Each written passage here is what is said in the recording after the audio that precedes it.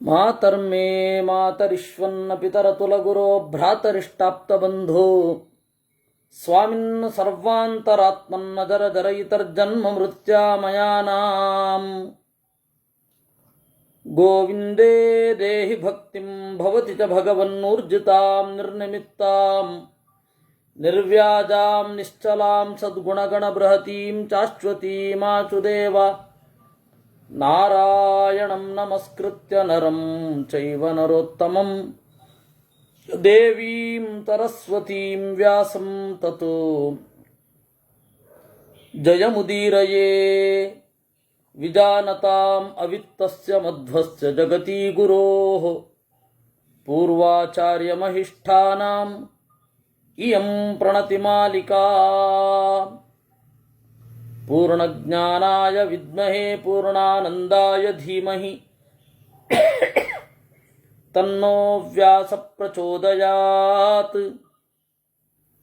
ಇತೀಮಂ ಹೃದಯಗ್ರಂಥಿಂ ಬುದ್ಧಿಭೇದಮಯಂ ದೃಢಂ ವಿಮುಚ್ಯ ಸುಖಮಾಸೀತ ನ ಶೋಚೇಚ್ಛಿನ್ನ ಸಂಶಯಃ. ದುಃಖ ಅನ್ನೋದು ಅಜ್ಞಾನದಿಂದ, ಜ್ಞಾನ ಇಲ್ಲದೆ ಹೋದಾಗಲೇ ಸಂಶಯ ಬರೋದು. ಈ ಮನಸ್ಸಿನ ಭ್ರಮೆಯ ಗಂಟನ್ನು ಬಿಚ್ಚಿಕೊಳ್ಳಬೇಕು, ಸುಖವಾಗಿರಬೇಕು ಅನ್ನೋದನ್ನು ಹೋದ ಬಾರಿ ನೋಡಿದ್ವಿ. ಅದೇ ರೂಪಕವನ್ನು ಮುಂದುವರಿಸ್ತಾರೆ. ಮಲಿನಾಹ ಪ್ರಾಪ್ನುಯುಶುದ್ಧಿಂ ಯಥಾ ಪೂರ್ಣಾಂ ನದೀಂ ನರಾಹ ಅವಗಾಹ್ಯ ಸುವಿದ್ವಾಂಸೋ ವಿದ್ಧಿ ಜ್ಞಾನಮಿದಂ ತಥಾ. ಮೈಕೈಯೆಲ್ಲ ಕೊಳೆಯಾದವರು ನದಿಯಲ್ಲಿ ಹೋಗಿ ಸ್ನಾನ ಮಾಡ್ತಾರೆ, ಶುದ್ಧರಾಗ್ತಾರೆ.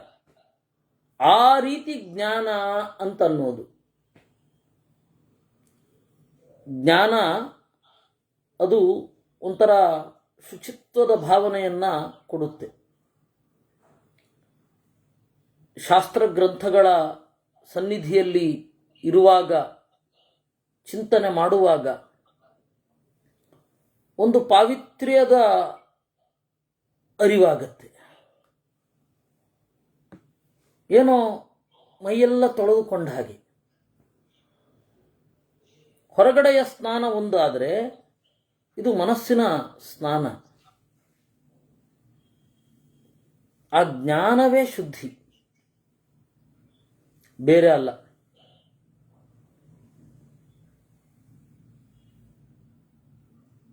ಅದನ್ನ ಭೀಷ್ಮಾಚಾರ್ಯರು ಹೇಳ್ತಾ ಇದ್ದಾರೆ. ಮಲಿನಾಹ ಪ್ರಾಪ್ನುಯುಶುದ್ಧಿಂ ಯಥಾ ಪೂರ್ಣಾಂ ನದೀಂ ನರಾಹ.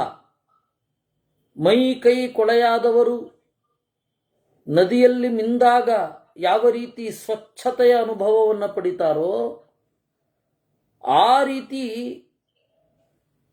ಶಾಸ್ತ್ರಗ್ರಂಥಗಳ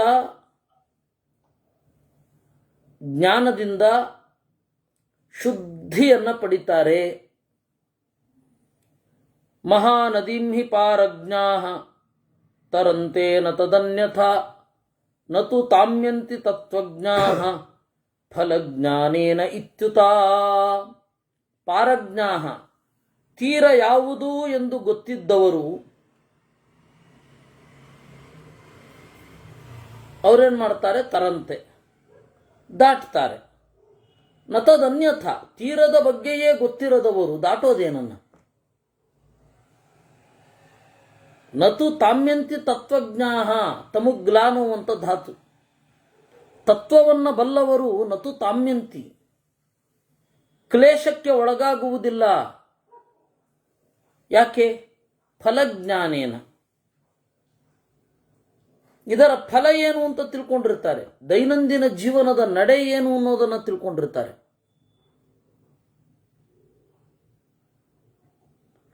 ಹೀಗಾಗಿ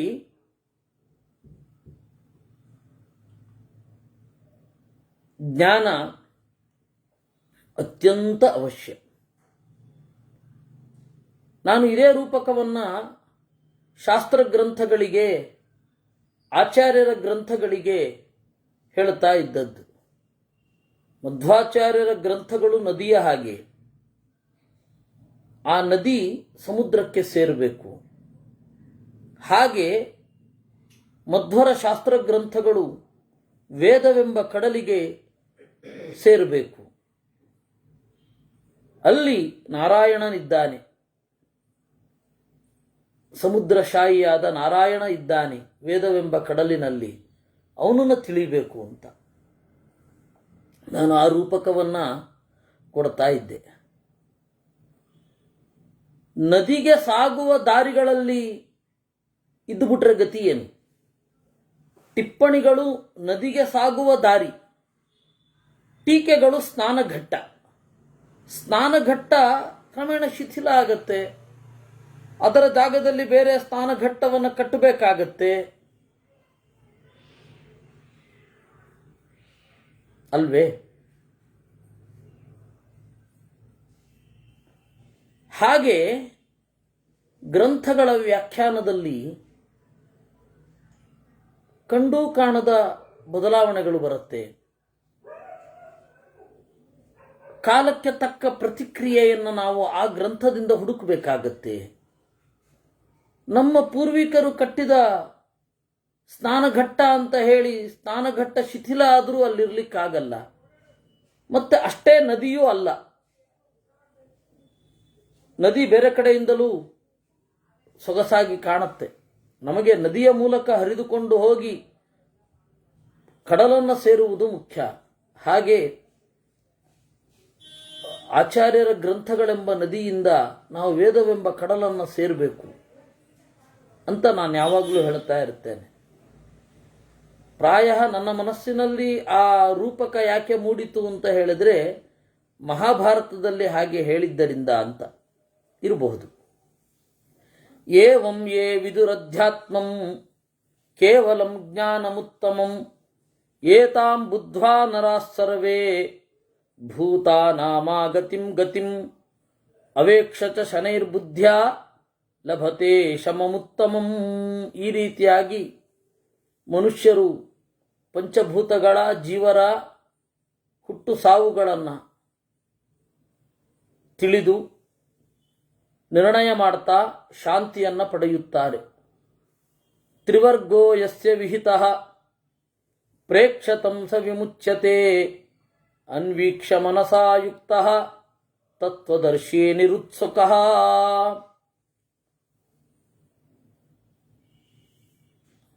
ತ್ರಿವರ್ಗ ಧರ್ಮ, ಅರ್ಥ, ಕಾಮ ಇವುಗಳು ಯಾವ ಕೆಲಸಕ್ಕೆ ಇದೆಯೋ, ಅಂದರೆ ಏನನ್ನ ಮಾಡಿದ್ರೆ ತ್ರಿವರ್ಗಗಳು ಸಿದ್ಧಿಯಾಗತ್ತೋ ಅದನ್ನು ನೋಡ್ತಾನೆ. ಇದರ ಮೂಲಕ ಮೋಕ್ಷದ ಕಡೆಗೆ ಹೋಗಲಿಕ್ಕೆ ಪ್ರಯತ್ನಿಸ್ತಾನೆ. ಅನ್ವೀಕ್ಷ ಮನಸಾಯುಕ್ತ, ಇದನ್ನು ಸರಿಯಾಗಿ ನೋಡಿ ತತ್ವದರ್ಶಿಯಾಗಿ ನಿರುತ್ಸುಕ, ಯಾವ ಗೌಜಿ ಗದ್ದಲಗಳಲ್ಲಿ ಸಂಭ್ರಮಗಳಲ್ಲಿ ಅವನ ಮನಸ್ಸು ತೊಡಗೋದಿಲ್ಲ. ಅದರ ಮಿತಿ ಅವನಿಗೆ ಅರ್ಥ ಆಗಿರುತ್ತೆ.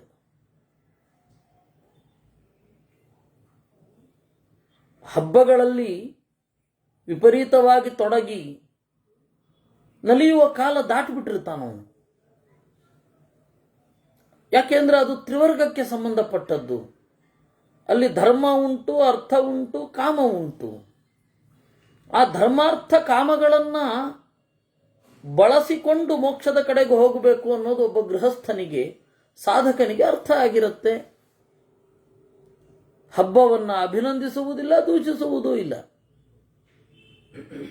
ನಚಾತ್ಮ ಶಕ್ಯತೆ ದ್ರಷ್ಟುಂ ಇಂದ್ರಿಯೇಷು ವಿಭಾಗತಃ ತತ್ರ ತತ್ರ ನಿಸೃಷ್ಟೇಷು ದುರ್ಜಯೇಷು ಅಜಿತಾತ್ಮಭಿಃ. ಇನ್ನು ಇಂದ್ರಿಯಗಳಲ್ಲಿ ಆತ್ಮನನ್ನು ಕಾಣಬೇಕು, ದೇಹದಲ್ಲಿ ಆತ್ಮ ಇದ್ದಾನೆ ಅನ್ನೋದು ಅನುಭವಕ್ಕೆ ಸಿಗತ್ತೆ ವಿನಃ ಇಂದ್ರಿಯಗಳನ್ನು ಛೇದಿಸಿ ಭೇದಿಸಿ ಒಳಗಡೆ ನುಗ್ಗಿಸಿ ಎಕ್ಸರೇ ಮಾಡಿಸಿ ಕಾಣೋಲ್ಲ. ಅದರಲ್ಲಿಯೂ ಕೂಡ ದುರ್ಜಯೇಷು ಅಜಿತಾತ್ಮಭಿಃ, ಯಾರು ಇಂದ್ರಿಯಗಳನ್ನು ನಿಗ್ರಹ ಮಾಡಿಕೊಂಡಿರೋದಿಲ್ಲ ಅವ್ರಿಗಂತೂ ಅಪ್ರಾಣೆ ಕಾಣಲ್ಲ. ಕೃಷ್ಣ ಗೀತೆಯಲ್ಲಿ ಮತ್ತು ಕಠೋಪನಿಷತ್ತಿನಲ್ಲಿ ಯಮ ಅದನ್ನು ಹೇಳಿದ್ದಾರೆ. ಇಂದ್ರಿಯ ಕರ್ಕೊಂಡು ಹೋದಲ್ಲಿಗೆ ಹೋಗಬಾರದು, ಇಂದ್ರಿಯವನ್ನು ನಿಗ್ರಹಿಸಬೇಕು ಅಂತ ಹೇಳಿದ್ದಾರೆ ಇಬ್ಬರು ಕೂಡ. ಯಾರಿಗೆ ಇಂದ್ರಿಯ ನಿಗ್ರಹದ ಬಗ್ಗೆ ಗೊತ್ತೇ ಇರೋದಿಲ್ಲ ಅವ್ರಿಗೆ ದೇವರು ಬಿಡಿ ಪರಮಾತ್ಮ ಇದ್ದಾನೆ ಅನ್ನೋದೇ ಗೊತ್ತಾಗಲ್ಲ ಅಂತಾರೆ. ಅದರಿಂದಾಗಿ ಭಾರತೀಯ ವಿಧಾನ ಏನಿದೆ, ಉಪವಾಸ ಮಾಡು ಇತ್ಯಾದಿ ಇತ್ಯಾದಿಗಳು, ಅದನ್ನು ಯಾಕೆ ಅಂದರೆ ಇಂದ್ರಿಯ ನಿಗ್ರಹದ ಭಾಗವಾಗಿ ಅದನ್ನು ಅನುಸರಿಸಬೇಕು. ಏತದ್ಬುದ್ಧ್ವಾ ಭವೇದ್ ಬುದ್ಧಃ ಕಿಮನ್ಯದ್ ಬುದ್ಧಿಲಕ್ಷಣಂ ವಿಜ್ಞಾಯ ತದ್ಧಿ ಮನ್ಯಂತೆ ಕೃತಂ ಕೃತ್ಯಂ ಮನೀಷಿಣಃ. ಇದನ್ನು ತಿಳಿದರೆ ಏತದ್ಬುದ್ಧ್ವಾ ಬುದ್ಧಃ ಭವೇತ್, ಜ್ಞಾನಿಯಾದಾನು, ನಿಶ್ಚಯ ಅನ್ನೋದು ಅವನಿಗೆ ಬರುತ್ತೆ. ಏತದ್ಬುದ್ಧ್ವಾ ಬುದ್ಧಃ ಭವೇತ್ ಕಿಮನ್ಯದ್ ಬುದ್ಧಿಲಕ್ಷಣಂ, ಇನ್ಯಾವುದಿರ್ಲಿಕ್ಕೆ ಸಾಧ್ಯ, ತದ್ಧಿ ವಿಜ್ಞಾಯ, ಆ ಬುದ್ಧಿಯ ಲಕ್ಷಣಗಳನ್ನು ಬುದ್ಧಿಯನ್ನು ತಿಳಿದರೆ ಕೃತಂ ಕೃತ್ಯಂ ಮನ್ಯಂತೆ, ಅವನು ಮಾಡಬೇಕಾದ ಕೆಲಸದ ಫಲವನ್ನು ಪಡೆದಿದ್ದಾನೆ ಅಂತ ಅನ್ಸತ್ತೆ. ನಭವತಿ ವಿದುಷಾಂ ತಥೋ ಭಯಂ ಯದ ವಿದುಷಾಂ ಸುಮಹದ್ಭಯಂ ಭವೇತ್ ನಹಿ ಗತಿರಧಿಕಾಸ್ತಿ ಕಸ್ಯಚಿತ್ ಸತಿ ಹಿ ಗುಣೇ ಪ್ರವದಂತಿ ತುಲ್ಯತಾಂ. ಜ್ಞಾನಿಗಳಿಗೆ ಭಯ ಇರೋದಿಲ್ಲ. ಅವಿದುಷಾಂ ಸುಮಹದ್ಭಯಂ ಭವೇತ್, ತಿಳಿಯದವರಿಗೆ ಏನು ಭಯ ಕಾಡತ್ತೋ ಅದು ತಿಳಿದವರಿಗೆ ಬರೋಲ್ಲ. ದೇವರು ರಕ್ಷಣೆ ಮಾಡ್ತಾನೆ ಅಂತ ಹೇಳಿ ಗಟ್ಟಿಯಾಗಿ ಅವರಿಗೆ ಇರುತ್ತೆ. ನಹಿ ಗತಿರಧಿಕಾಸ್ತಿ ಕಸ್ಯಚಿತ್, ಸತ್ವಗುಣ ರಜೋಗುಣ ತಮೋಗುಣಗಳು ಏರಿಳಿತಕ್ಕೆ ಒಳಗಾಗುವುದು ಸಹಜ, ಅದು ಪ್ರಪಂಚದಲ್ಲಿ ಅನ್ವಯಿಸುವುದೂ ಸಹಜ. ಅದರಿಂದಾಗಿ ಈ ಏರಿಳಿತಗಳನ್ನು ತಟಸ್ಥವಾಗಿ ನೋಡಬೇಕು ಅಂತ ಒಬ್ಬ ಅನ್ಕೊಂಡ್ಬಿಡ್ತಾನೆ. ಯಕ್ಕರೋತ್ಯನಭಿಸಂಧಿ ಪೂರ್ವಕಂ ಯಚ್ಚ ನಿರ್ಣುದತಿ ಯತ್ಪುರಾಕೃತಂ ನಾಪ್ರಿಯಂ ತದುಭಯಂ ಕುತಪ್ರಿಯಂ ತಸ್ಯ ತಜ್ಜನಯತೀಹ ಕುರ್ವತಃ. ಯಕ್ಕರೋತಿ ಅನಭಿಸಂಧಿ ಪೂರ್ವಕಂ, ಈ ತರಹದ ದೇವರ ಎಚ್ಚರ ಇರದೆ ಯಾರು ಕೆಲಸ ಮಾಡ್ತಾನೆ ಅವನಿಗೆ ಅವನು ಮಾಡಿದ ಕರ್ಮ ಒಳ್ಳೆಯದಾಗಿದ್ದರೆ ಸುಖಕ್ಕೆ ಕಾರಣ ಆಗತ್ತೆ, ಈ ಲೌಕಿಕ ಸುಖಕ್ಕೆ. ಆಮೇಲೆ ಅದಿರಲ್ಲ. ತಚ್ಚ ನಿರ್ಣುದತಿ ನಾಪ್ರಿಯಂ ತದುಭಯಂ ಕುತಪ್ರಿಯಂ, ಅದನ್ನು ಅವನು ಜ್ಞಾನ ಬರುವ ಅವಸ್ಥೆಯಲ್ಲೇ ಅನುಭವಿಸಬೇಕಾಗತ್ತೆ. ಇನ್ನು ಜ್ಞಾನ ಬಂದಿರಲ್ಲ. ಜ್ಞಾನ ಬರದೇ ಇದ್ದಾಗ ಮಾಡಿದ ಅನೇಕ ಕೆಲಸಗಳನ್ನು ಅವನು ಅನುಭವಿಸಬೇಕಾಗತ್ತೆ. ಅದನ್ನು ಪ್ರಿಯ ಅಂತನೂ ಅನ್ನಲ್ಲ, ಅಪ್ರಿಯ ಅಂತನೂ ಅನ್ನಲ್ಲ, ಅನುಭವಿಸ್ತಾನೆ. ಲೋಕಮಾತುರಮಸೂಯತೆ ಜನಃ ತತ್ತದೇವ ಬಹುಪಶ್ಯ ಶೋಚತಿ ತತ್ರ ಪಶ್ಯ ಕುಶಲಾನ ಶೋಚತೋ ಯೇ ವಿದುಸ್ತದುಭಯಂ ಪದಂ ಸತಾಂ. ಆತುರಂ ಲೋಕಂ, ಜನ ಯಾವುದಕ್ಕೋ ಒಂದು ತುರಿಗತವು ಅಂತ ಧಾತು ಆತುರ. ರೋಗಿಷ್ಠ ಅಂತ ಒಂದು ಅರ್ಥ ಇದೆ.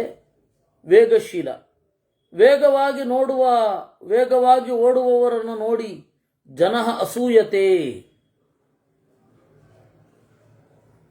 ಹೊಟ್ಟೆ ಕಿಚ್ಚು ಪಡ್ತಾರೆ. ಅದನ್ನೇ ನೋಡ್ತಾನೆ, ಹಾಗೆ ಬದುಕ್ತಾನೆ.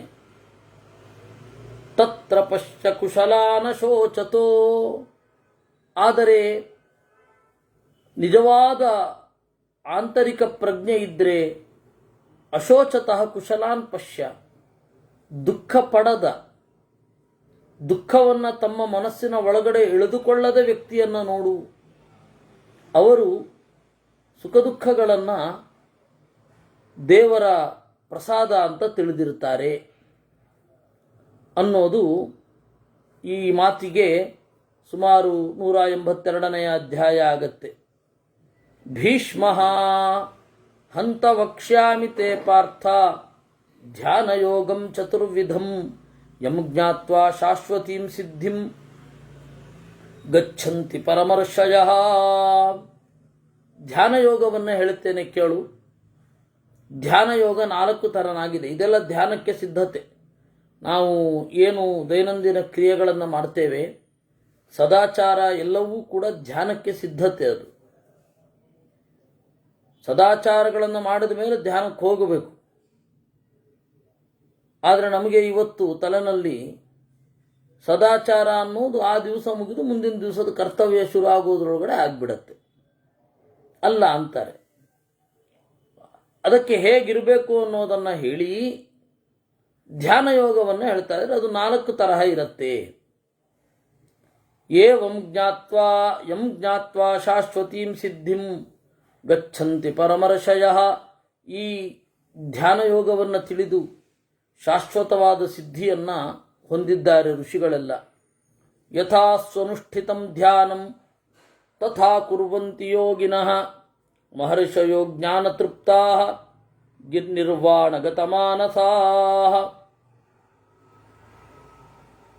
ಧ್ಯಾನವನ್ನು ಯಾರು ಅನುಷ್ಠಾನ ಮಾಡ್ತಾರೋ ಅಂತಹವರು ಜ್ಞಾನತೃಪ್ತರಾಗುತ್ತಾರೆ. ನಿರ್ವಾಣಗತ ಮಾನಸಾಹ, ದೇವರನ್ನ ಪಡೆಯಬೇಕು, ದೇವರ ಸಮೀಪ ಸೇರಬೇಕು ಅಂತನ್ನುವ ಬಯಕೆ ಅವರದಿರುತ್ತೆ.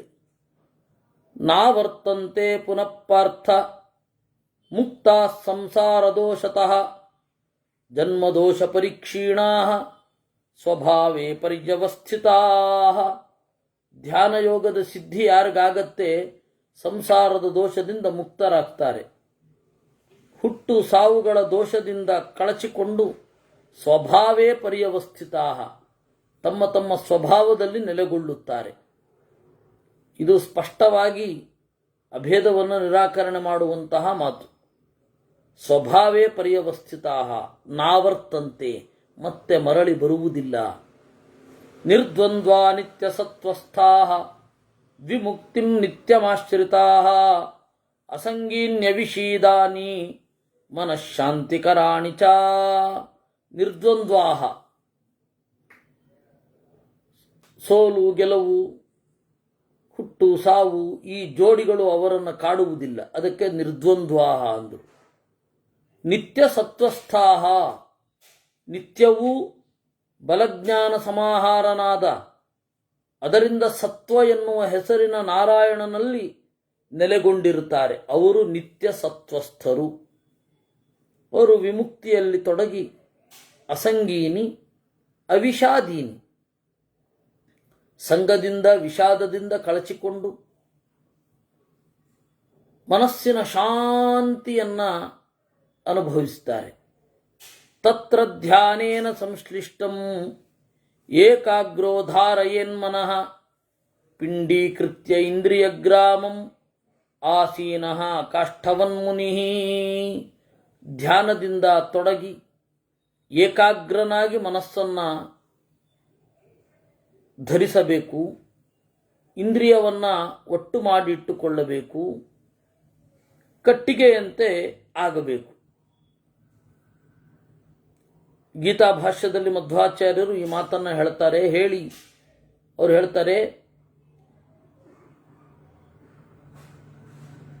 ಜ್ಞಾನಿಗಳ ಲಕ್ಷಣವನ್ನು ಶಾಸ್ತ್ರ ಹೇಳುತ್ತೆ, ಅದೇ ಸಾಧಕರಿಗೆ ಸಾಧ್ಯ. ಈ ಲಕ್ಷಣದ ಕಡೆಗೆ ನೀವು ಬರಬೇಕು ಅಂತನ್ನೋದರ ಸಂದೇಶ ಅದರಲ್ಲಿರುತ್ತೆ ಅಂತ. ಆ ಧ್ಯಾನದ ಸಿದ್ಧಿ ಹೇಗಿರುತ್ತೆ? ಶಬ್ದಂ ನ ವಿಂದೇತ್ ಶ್ರೋತ್ರೇಣ ತ್ವಚಾ ಸ್ಪರ್ಶಂ ನ ವೇದಯೇತ್. ಧ್ಯಾನ ಸಿದ್ಧನಾದವ ಕಿವಿಯಿಂದ ಶಬ್ದವನ್ನು ಕೇಳದೇ ಇರ್ತಾನೆ, ಚರ್ಮದಿಂದ ಸ್ಪರ್ಶವನ್ನು ತಿಳಿಯದ ಮಟ್ಟಕ್ಕೆ ಧ್ಯಾನದಲ್ಲಿ ಹೋಗ್ತಾನೆ. ರೂಪವನ್ನು ಕಣ್ಣಿನಿಂದ ಕಾಣುವುದಿಲ್ಲ, ನಾಲಿಗೆಯಿಂದ ರಸವನ್ನೂ ಅನುಭವಿಸುವುದಿಲ್ಲ. ಘ್ರೇಯಾಣ್ಯಪಿ ಚ ಸರ್ವಾಣಿ ಜಹ್ಯಾಧ್ಯಾನೇನ ಯೋಗವಿತ್ ಪಂಚವರ್ಗ ಪ್ರಮಾಥೀನಿ ನೈಚ್ಛೇಚ್ಚೈತಾನಿ ವೀರ್ಯವಾನ್. ಘ್ರೇಯಾಣ್ಯಪಿ ಸರ್ವಾಣಿ ಜಹ್ಯಾತ್.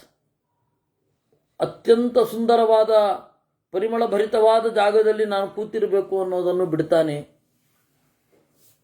ಅಂದರೆ ಧ್ಯಾನದ ಮಟ್ಟಕ್ಕೆ ಹೋದಾಗ ಇದು ನಮ್ಮ ಲೆವೆಲ್ಗೆ ಹೇಗೆ ಅರ್ಥ ಆಗತ್ತೆ ಅಂದರೆ, ಸಾಧ್ಯವಾದಷ್ಟು ರೂಪದಿಂದ ವಿಚಲಿತವಾಗಬಾರದು.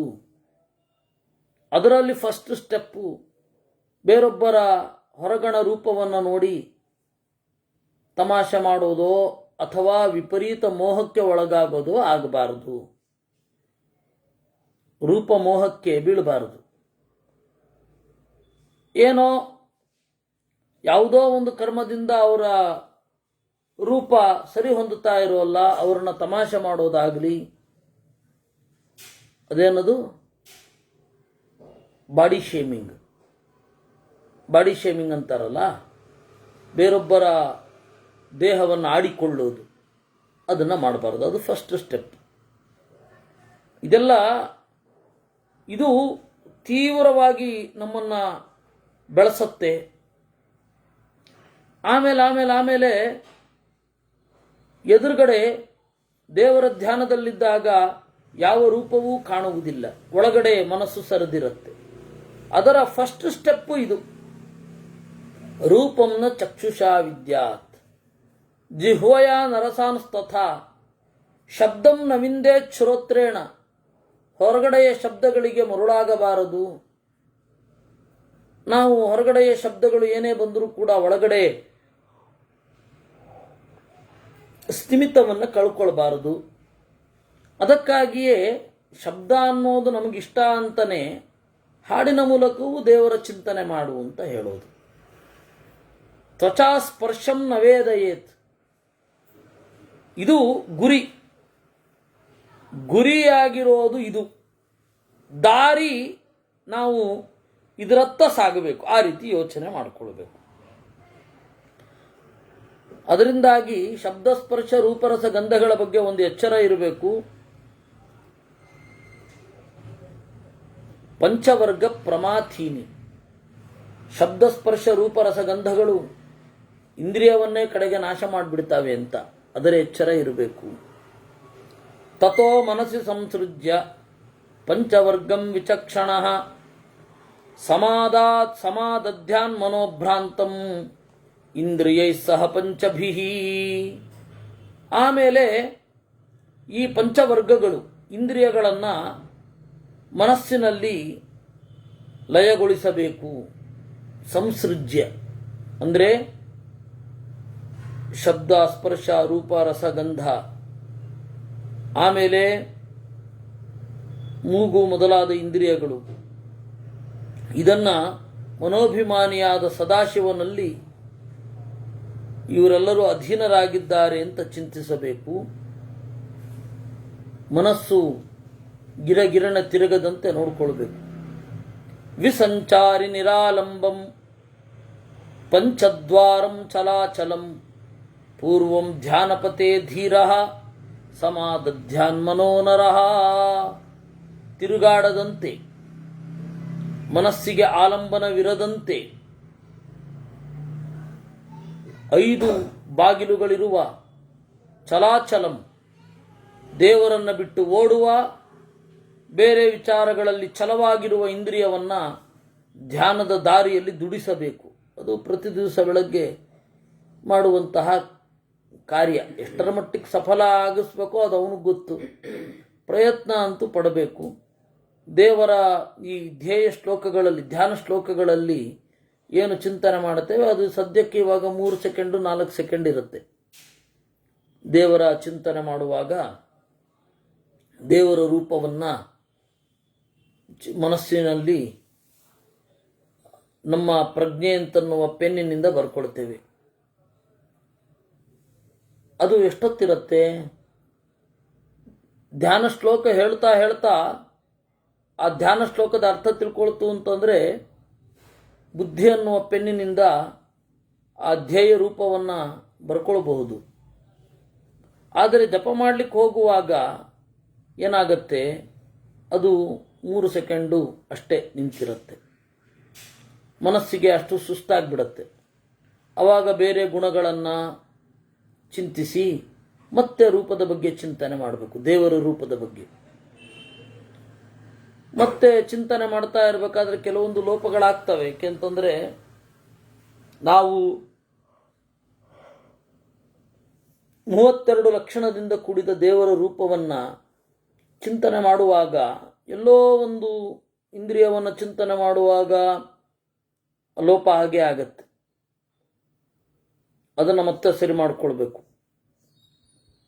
ಅಲ್ಲಿ ಬೇರೆ ಕಡೆಗೆ ಮನಸ್ಸು ಹೋಗ್ತಾ ಇರುತ್ತೆ. ಸುತ್ತಮುತ್ತಲಿನ ಶಬ್ದವೋ ಅಥವಾ ನಮ್ಮ ದೈನಂದಿನ ಕೆಲಸದ ಒತ್ತಡವೋ ಹೋಗದಂತೆ ಮಾಡಿ ಮತ್ತೆ ವಾಪಸ್ ಕರ್ಕೊಂಡು ಬಂದು ಚಿಂತನೆ ಮಾಡಬೇಕು. ಇದು ಧ್ಯಾನದ ದಾರಿ. ಇಂದ್ರಿಯಗಳನ್ನು ಒಟ್ಟು ಮಾಡಿ ದೇವರ ಗುಣಗಳ ಬಗ್ಗೆ ಹರಿಸುವುದು ಏನಿದೆ, ಏಷ ಧ್ಯಾನಪಥ ಪೂರ್ವ ತಚ್ಚ ತತ್ಪೂರ್ವ ಸಮೃದ್ಧಂ ಆತ್ಮಷಷ್ಠಂ ಮನೋಂತರ ಸ್ಫುರಿಷ್ಯತಿ ಸಮುದ್ಭ್ರಾಂತಂ ವಿದ್ಯುದಂಬುಧರೇ ಯಥಾ. ಮೊದಲು ಆ ಮನಸ್ಸು ಅಂತನ್ನೋದು ಹೇಗೆ ಇರುತ್ತೆ ಅಂತಂದರೆ ಅಂತರಾ ಸ್ಫುರಿಷ್ಯತಿ. ಈ ಜಗತ್ತನ್ನು ಬಿಟ್ಟು ಮೇಲ್ಗಡೆ ಹೋಗಿರುತ್ತೆ, ಆದರೆ ದೇವರಿಗಿಂತ ಕೆಳಗಡೆ ಇರುತ್ತೆ. ಅಂತರಾ ಸ್ಫುರತಿ, ಮಧ್ಯದಲ್ಲಿ ಒದ್ದಾಡ್ತಾ ಇರುತ್ತೆ. ಆಮೇಲೆ ಅದು ಹೊಳೆಯುತ್ತೆ. ವಿದ್ಯುದಂಬುಧರೇ ಯಥಾ, ಮೋಡದಲ್ಲಿ ಮಿಂಚು ಮೂಡಿದ ಹಾಗೆ ದೇವರ ರೂಪ 2 ಸೆಕೆಂಡೋ 3 ಸೆಕೆಂಡೋ ಅದು ತೋರಿದ್ರೆ ಆಯಿತು. ನಮ್ಮ ಶಕ್ತಿ ಇರೋದಷ್ಟೇ. ಈಗ ಕೆಲವೊಮ್ಮೆ 4-5 ಸೆಕೆಂಡ್ ಹೋಗೋದಿದೆ. ಬೇರೆಯವ್ರ ಸಂಗತಿ ಗೊತ್ತಿಲ್ಲ, ಯಾಕೆಂದರೆ ಅವ್ರ ಮನಸ್ಸಿನ ಬಗ್ಗೆ ನಾವು ತೀರ್ಮಾನ ಹೇಳೋದು ತಪ್ಪಾಗತ್ತೆ. ಸಾಧಾರಣವಾಗಿ ಆರಂಭದಲ್ಲಿ 5 ಸೆಕೆಂಡು, ಆಮೇಲೆ ಮತ್ತೆ ಮನಸ್ಸು ಓಡೋಟೋಗುತ್ತೆ. ಅದಕ್ಕೆ ಹೇಳಿದ್ರು ವಿದ್ಯುತ್ ಅಂಬುಧರೇ ಯಥಾ ಅಂತ. ಮಿಂಚು ಆಕಾಶದ ಮಧ್ಯೆ ಎಷ್ಟು ಕಾಣುತ್ತೆ, ಆ ರೀತಿ ಮೊದಲು ಮನಸ್ಸು ಧ್ಯಾನ ಮಾಡಬೇಕಾದ ವಸ್ತುವಿನಲ್ಲಿ ಇರುತ್ತೆ. ಮತ್ತೆ ಟಕ್ಕ ಕಣ್ಮರೆಯಾಗಿ ಆಯಿತು. ಜಲಬಿಂದುರು ಯಥಾ ಲೋಲಃ ಪರ್ಣಸ್ಥಃ ಸರ್ವತಶ್ಚಲಃ ಏವಮೇವಾಸ್ಯ ತಚ್ಚಿತ್ತಂ ಭ್ರಮತಿ ಧ್ಯಾನವರ್ತ್ಮನಿ. ಹೇಗೆ ಇನ್ನೂ ದೃಷ್ಟಾಂತ ಕೊಡ್ತಾ ಇದ್ದಾರೆ. ಎಲೆಯ ಮೇಲೆ ನೀರು ಬಿದ್ದಿರುತ್ತೆ, ಪಟಪಟನೆ ಎಲೆ ಅಲ್ಲಾಡ್ತಾ ಇರುತ್ತೆ ಗಾಳಿಗೆ. ನೀರು ಆಚೆ ಈಚೆ ಹೋಗ್ತಾ ಇರುತ್ತೆ. ಆ ರೀತಿ ಧ್ಯಾನದ ದಾರಿಯಲ್ಲಿ ನಮ್ಮ ಮನಸ್ಸು ವಿಪರೀತ ಚಂಚಲವಾಗಿ ಇರುತ್ತೆ. ಸಮಾಹಿತಂ ಕ್ಷಣಂ ಕಿಂಚಿತ್ ಧ್ಯಾನವರ್ತ್ಮನಿ ತಿಷ್ಠತಿ ಪುನರ್ವಾಯುಪತೆ ಭ್ರಾಂತಂ ಮನೋಭವತಿ ವಾಯುವತ್. ಒಂದು ಕ್ಷಣ ಇರುತ್ತೆ ಅಂತ ಅನ್ಕೊಳ್ಳೋಟದ್ಗೆ ಎಲ್ಲ ಕಣ್ಮರೆ ಆಗೋಗಿರುತ್ತೆ. ಅನಿರ್ವೇದೋ ಗತಕ್ಲೋಷೋ ಗತತಂದ್ರೀರ ಮತ್ಸರಃ ಸಮಾದಧ್ಯಾತ್ ಪುನಶ್ಚೇತೋ ಧ್ಯಾನೇನ ಧ್ಯಾನ ಯೋಗವಿತ್. ಇಷ್ಟಕ್ಕೆ ಉತ್ಸಾಹ ಕಳೆದುಕೊಳ್ಳದೆ ಅನಿರ್ವೇದ, ನಿರ್ವೇದ ಅಂದರೆ ಅನುತ್ಸಾಹ. ಅಯ್ಯೋ ಇಷ್ಟು ಪ್ರಯತ್ನ ಪಡ್ತಾ ಇದ್ದೇನೆ, ಆಗ್ತಾನೆ ಅಲ್ಲ, ಹೋಗತ್ಲಾಗೆ ಅಂತ ಬಿಟ್ಟು ಹೋಗೋದಲ್ಲ. ಅನಿರ್ವೇದ ಗತಕ್ಲೇಶ ಗತತಂದ್ರೀಹಿ, ಔದಾಸೀನ್ಯವನ್ನು ಬಿಟ್ಟು, ಮುಖ್ಯವಾಗಿ ಅಮತ್ಸರ, ಧ್ಯಾನದಲ್ಲಿ ಹೋಗಲಿಕ್ಕೆ ಹೊರಗಡೆ ಬೇಕಾದದ್ದು ಹೊಟ್ಟೆ ಕಿಚ್ಚಿಲ್ಲದೆ ಇರೋದು. ಅವ್ರನ್ನ ನೋಡಿ ಕಾಂಪಿಟಿಷನ್ ಮೋಡಲ್ಲಿ ತೋಳಾಗಿ ಬೆಳಾಗಿ ಒದ್ದಾಡದೇ ಇರೋದೇನಿದೆ ಅದು ಫಸ್ಟ್ ಪಾಯಿಂಟ್. ಅದರಿಂದಾಗಿ ಅಮತ್ಸರನಾಗಿ ಆಮೇಲೆ ಉದಾಸೀನ ಬಿಡೋದು, ಬೇಗನೆ ಹೇಳೋದು ಇತ್ಯಾದಿಗಳನ್ನೆಲ್ಲ ಮಾಡಿ ಬೇರೆ ಬೇರೆ ಕ್ಲೇಶಗಳು, ಸಮಾಜದ ಆಗಲೇಬೇಕು ಅಂತ ಕೆಲವೊಂದಿರುತ್ತೆ. ಆ ತರಹದ ಕ್ಲೇಶಗಳನ್ನು ತೊರೆದು ಧ್ಯಾನಯೋಗದಲ್ಲಿ ಉತ್ಸಾಹದಿಂದ ಕೂಡಿ ಸಮಾಧಧ್ಯಾತ್ ಮತ್ತೆ ಮನಸ್ಸನ್ನು ಎಲ್ಲೋ ಓಡೋಟೋಗಿರುತ್ತಲ್ಲ ತರಬೇಕು. ವಿಚಾರಶ್ಚ ವಿತರ್ಕಶ್ಚ ವಿವೇಕಶ್ಚೋಪಜಾಯತೆ ಮುನೇ ಸಮಾಧಾನಸ್ಯ ಪ್ರಥಮಂ ಧ್ಯಾನಮಾದಿತಃ. ಮೊದಲು ಧ್ಯಾನ ಮಾಡುವಾಗ ವಿಚಾರ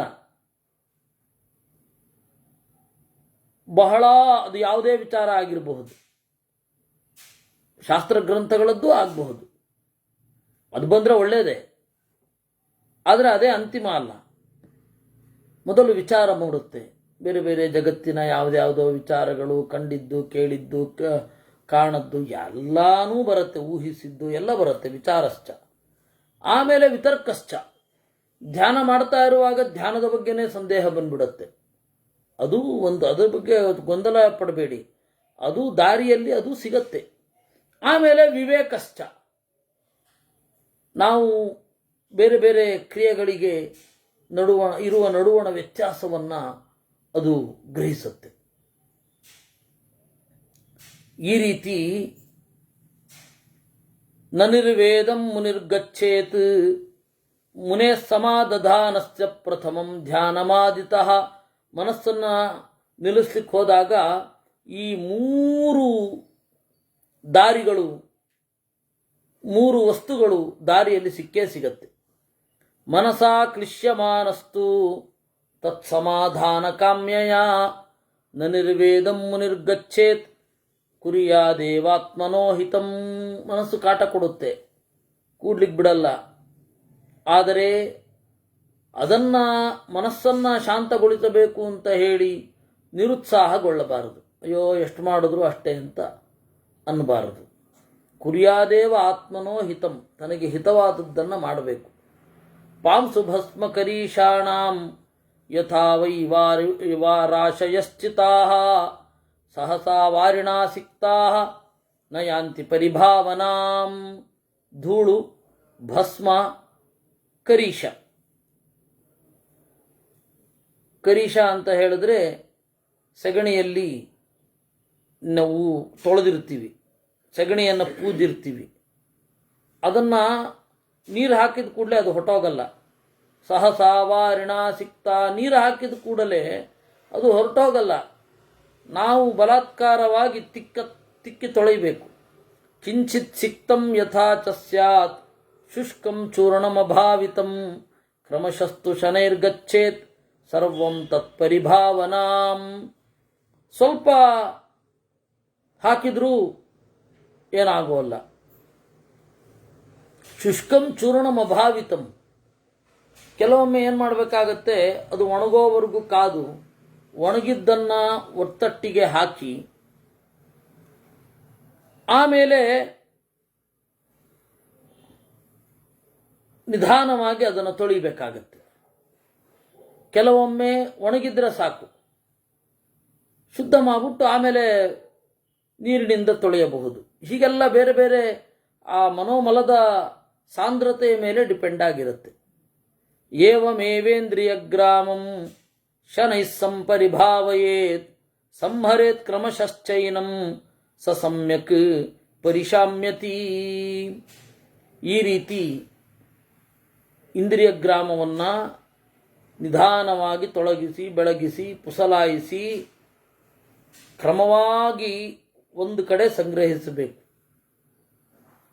ಸ್ವಯಮೇವ ಮನಶ್ಚೈನಂ ಪಂಚವರ್ಗಶ್ಚ ಭಾರತ ಪೂರ್ವಂ ಧ್ಯಾನಮಥ ಪ್ರಾಪ್ಯ ನಿತ್ಯ ಯೋಗೇನ ಶಾಮ್ಯತಿ.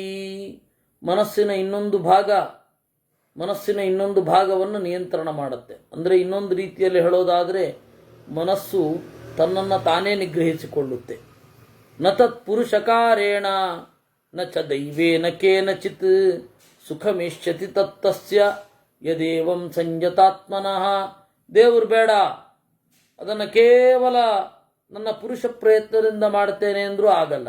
ದೇವರೇ ಮಾಡಲಿ, ಯಾವಾಗ ಅನುಗ್ರಹ ಮಾಡ್ತಾನೋ ದೇವರು ಮಾಡ್ತಾನೆ ಅಂತಲೂ ಕೂತ್ಕೊಳ್ಳೋ ಹಾಗಿಲ್ಲ. ಎರಡರೂ ಬೇಕು, ನಮ್ಮ ಪ್ರಯತ್ನವೂ ಬೇಕು, ದೇವರ ಅನುಗ್ರಹವೂ ಬೇಕು.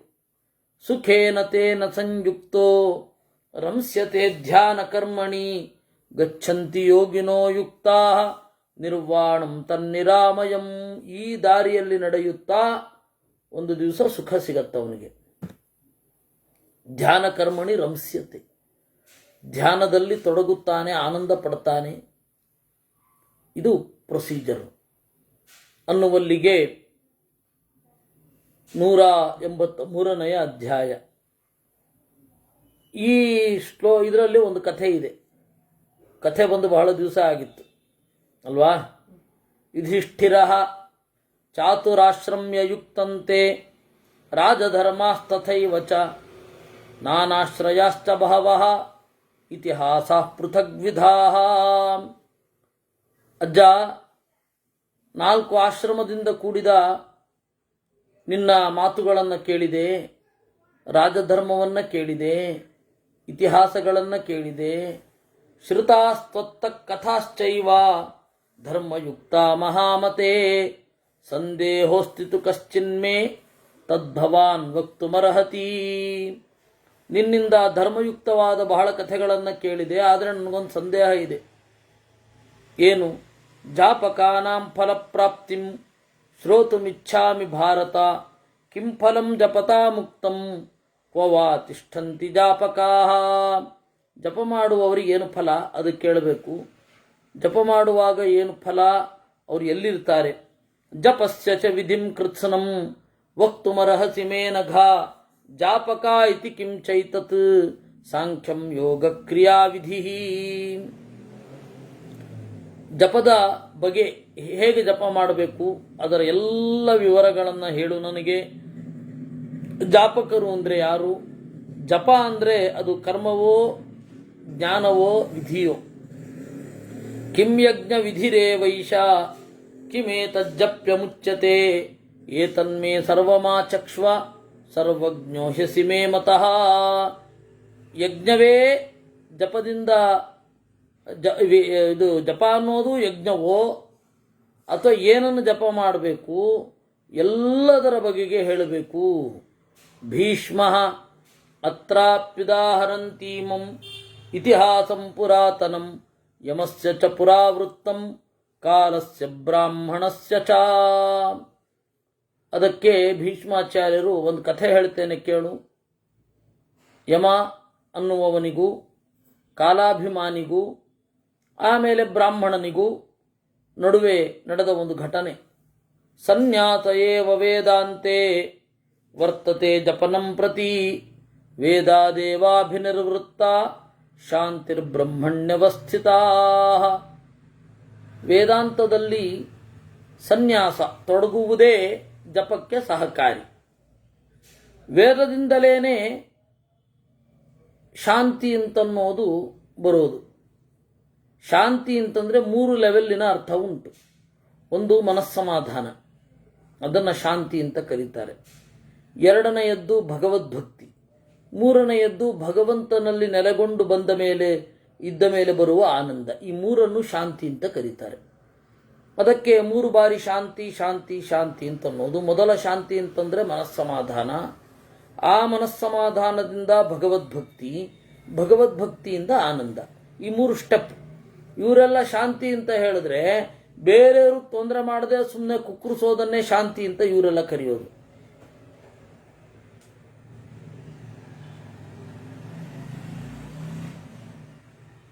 ಇದು ದುರಂತ. ನೀವು ಹೋಗಿ ಕೇಳಿ ಹೊರಗಡೆ, ಏನು ಶಾಂತಿ ಅಂದ್ರೆ ಏನು ಅಂತ ಕೇಳಿ. ಇವತ್ತು ಏನು ಎಲ್ಲ ಪ್ರಗತಿಪರರು, ಬುದ್ಧಿಲದ್ಧಿ ಜೀವಿಗಳು ಇವರೆಲ್ಲ ಇದ್ದಾರೆ, ಅವರೆಲ್ಲರೂ ಅಂತಿಮವಾಗಿ ಹೇಳೋದು ಬೇರೆಯವರು ತೊಂದರೆ ಮಾಡದೆ ತಪ್ಪು ಕುಕ್ಕರಿಸ್ಕೊಂಡಿರೋದೇನಿದೆ ಅದನ್ನೇ ಶಾಂತಿ ಅಂತ ಪಡ್ಕೊಳ್ಳೋದವರು. ನಮಗೆ ಅದು ದೊಡ್ಡ ಸಂಗತಿಯೇ ಅಲ್ಲ. ದೇವರ ಕಡೆ ಹೋದವನು ಸಹಜವಾಗಿ ಆ ಸ್ಟೇಜ್ ಹೊಟ್ಟೋಗಿರ್ತಾನೆ. ಮನಪ್ರಸನ್ನತೆ, ಮನಸ್ಸಿನಲ್ಲಿ ಪ್ರಸನ್ನತೆ ಇದ್ದವ. ಪ್ರಸಾದ ಅಂದ್ರೇನು? ವಿಷಯಗಳಲ್ಲಿ ತೊಡಗದೇ ಇರುವಿಕೆ. ಸ್ವತಃ ಪ್ರಾಯ ವಿಷಯ ಅಗತಿ ಅಂತಾರೆ ಮಧ್ವಾಚಾರ್ಯರು. ಪ್ರಸಾದೋ ನಾಮ ಮನಸಃ ವಿಷಯ ಅಗತಿ. ಪ್ರಸಾದ ಅಂದ್ರೇನು? ವಿಷಯ ಪದಾರ್ಥಗಳಲ್ಲಿ ತೊಡಗದೇ ಇರೋದು. ಬೇಕು ಅಂತಾನೆ ಅಂತಲ್ಲ, ಗಲಾಟೆ ಯಾಕೆ ಮಾಡ್ತಾನೆ? ಅಲ್ಲ, ಹೊರಗಡೆ ಅದನ್ನ ಶಾಂತಿ ಶಾಂತಿ ಅಂತಾರಲ್ಲ, ಯಾವುದಿಲ್ವೋ ಅದನ್ನ ಹೇಳ್ಕೊಂಡಿದ್ದಾರೆ ಪಾಪ ಅವರು. ನೋಡಿ,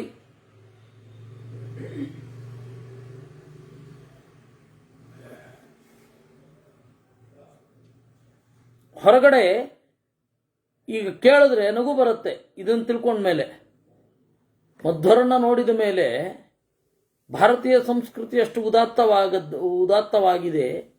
ಪ್ರಸಾದ ಅಂದ್ರೆ ಏನು? ಪ್ರಸನ್ನತೆ ಅಂದ್ರೆ ಏನು? ಸೊ ಮೊದಲನೇ ಶಾಂತಿ. ಮಾರ್ಗೌ ತಾವಪ್ಯುಭಾವೇತೌ ವೇದಾದೇವಾಭಿನಿರ್ವೃತ್ತ ಶಾಂತಿ ಬ್ರಹ್ಮಣ್ಯವಸ್ಥಿತಾ. ವೇದದಿಂದಲೇನೆ ಶಾಂತಿ, ಮೂರೂ ಬಗೆಯ ಶಾಂತಿ. ಮುಖ್ಯವಾಗಿ ಬ್ರಹ್ಮಣಿ ಅವಸ್ಥಿತಾ. ಬ್ರಹ್ಮಣಿ ಅವಸ್ಥಿತಿ ಅಂತ ಪಾಠ ಮಾಡಿಕೊಳ್ಳಿ. ಬ್ರಹ್ಮನಲ್ಲಿ ನೆಲೆಗೊಳ್ಳುವುದೇ ಶಾಂತಿ. ಮಾರ್ಗೌ ತಾವಪ್ಯುಭಾವೇತೌ ಸಂಶ್ರಿತೌ ನಚ ಸಂಶ್ರಿತೌ ಯಥಾ ಸಂಶ್ರೂಯತೆ ರಾಜನ್ ಕಾರಣಂ ಚಾತ್ರ ವಕ್ಷ್ಯತೆ ಮನಸ್ಸಮಾಧಿರತ್ರಾಪಿ ತಥೇಂದ್ರಿಯ ಜಯ ಸ್ಮೃತಃ. ಈ ಮಾರ್ಗವು ತಾವಪಿ ಉಭೌ, ದೇವರಲ್ಲಿ ತೊಡಗಿರುವಿಕೆ, ಇಂದ್ರಿಯ ನಿಗ್ರಹ, ಇದೆರಡೂ ಕೂಡ ದೇವರನ್ನೇ ಆಶ್ರಯಿಸಿಕೊಂಡಿದೆ. ಕೇವಲ ಮನಸ್ಸಮಾಧಾನವನ್ನು ಆಶ್ರಯಿಸಿಕೊಂಡಿಲ್ಲ. ಅದಕ್ಕೆ ಕಾರಣ ಹೇಳ್ತೇನೆ. ಮೊದಲನೇ ಲೆವೆಲಲ್ಲಿ ಮನಸ್ಸಮಾಧಿ ಇಂದ್ರಿಯ ಜಯ. ಫಸ್ಟ್ ಲೆವೆಲಿನ ಇಂದ್ರಿಯ ಜಯ ಏನು ಅಂತಂದ್ರೆ ಮನಸ್ಸನ್ನು ಶಾಂತವಾಗಿಟ್ಟುಕೊಳ್ಳೋದು. ಸತ್ಯಮಗ್ನಿ ಪರೀಚಾರೋ ವಿವಿಕ್ತಾನಾಂಚ ಸೇವನಂ ಧ್ಯಾನಂ ತಪೋದಮಶಾಂತಿ ಅನಸೂಯಾಮಿತಾಚನಂ ವಿಷಯ ಪ್ರತಿಸಂಹಾರೋ ಮಿತಜಲ್ಪಸ್ತಥಾ ಶಮಃ ಏಷ ಪ್ರವರ್ತಕೋ ಧರ್ಮೋ ನಿವರ್ತಕಮಥೋ ಶೃಣು. ಧ್ಯಾನ, ದೇವರ ಗುಣಗಳ ಚಿಂತನ, ದಮ ಇಂದ್ರಿಯ ನಿಗ್ರಹ, ಆಲೋಚನಾ ತಪಸ್ಸು, ಇವು ಮೂರನ್ನು ಶಾಂತಿ ಅಂತ ಕರೀತಾರೆ. ಈ ಶಾಂತಿಗೆ ಪೋಷಕವಾದದ್ದು ಅನಸೂಯ, ಹೊಟ್ಟೆ ಕಿಚ್ಚು ಇರದೇ ಇರುವುದು.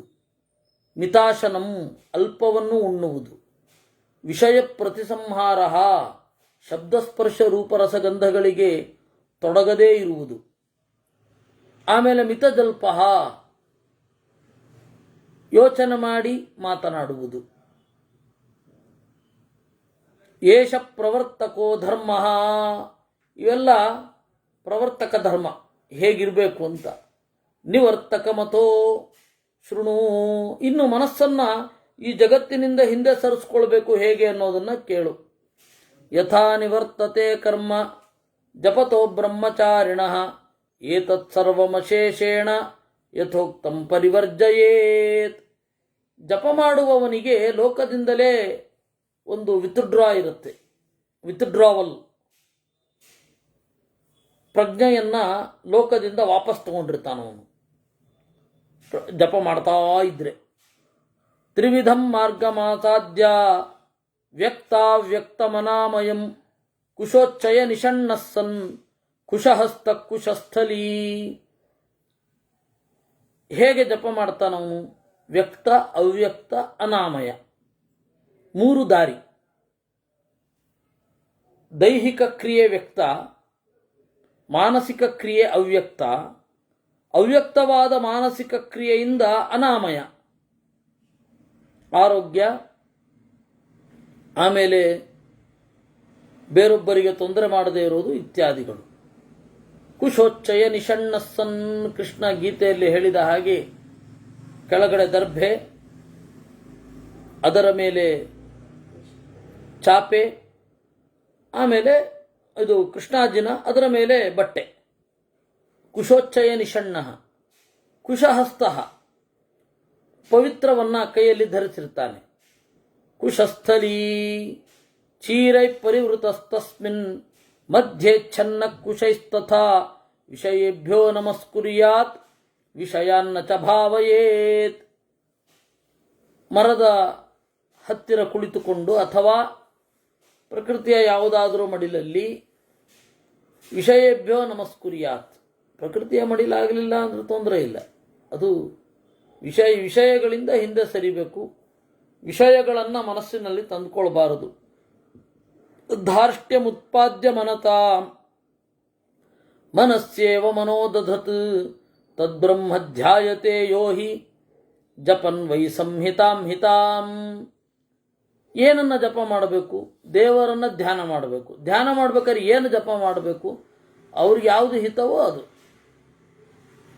ಗಾಯತ್ರಿ ಸ್ವಲ್ಪವಾದರೂ ಮಾಡಲೇಬೇಕು. ಇನ್ಯಾವುದು ಹಿತವಾಗುತ್ತೋ ಅದು. ಕೆಲವೊಬ್ಬರಿಗೆ ಗಾಯತ್ರಿ ಇರಲ್ಲ. ಅಥವಾ ಸನ್ಯಸ್ಯತಿತಾಂ ಸಮಾಧೌ ಪರ್ಯವಸ್ಥಿತಃ ಧ್ಯಾನಮುತ್ಪಾದಯತ್ಯತ್ರ ಸಂಹಿತಾ ಬಲ ಸಂಶ್ರಯಾತ್. ಕೆಲವೊಮ್ಮೆ ಏನು ಮಾಡಬೇಕಾಗತ್ತೆ? ಧ್ಯಾನಮುತ್ಪಾದಯತ್ಯತ್ರ, ಅವನು ಏನನ್ನ ಚಿಂತನೆ ಮಾಡ್ತಾನೆ ಅದನ್ನ ಧ್ಯಾನದಲ್ಲಿ ಏನು ಹೇಳ್ತಾನೆ ಅದನ್ನೇ ಚಿಂತನೆ ಮಾಡ್ತಾನೆ. ಇದು ಧ್ಯಾನವನ್ನು ಉತ್ಪಾದನೆ ಮಾಡುವುದು. ಯಾವುದರಿಂದ? ಸಂಹಿತಾ ಬಲ ಸಂಶ್ರಯಾತ್, ತಾನು ಅಧ್ಯಯನ ಮಾಡುವ ಗ್ರಂಥದ ಬಲದಿಂದ. ಅದರಿಂದಾಗಿ ಅರ್ಥಪೂರ್ವಕವಾಗಿ ಚಿಂತನೆ ಮಾಡಿ ಅಂತನ್ನೋದಷ್ಟೇ.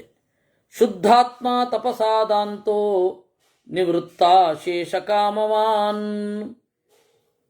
ತಪಸ್ಸಿನಿಂದ ಮನಸ್ಸನ್ನು ತೊಳೆದುಕೊಂಡು, ಈ ರೀತಿಯ ಆಲೋಚನೆಯಿಂದ ಮನಸ್ಸನ್ನು ತೊಳೆದುಕೊಂಡು ಇಂದ್ರಿಯ ನಿಗ್ರಹವುಳ್ಳವನಾಗಿ ಇರಬೇಕು.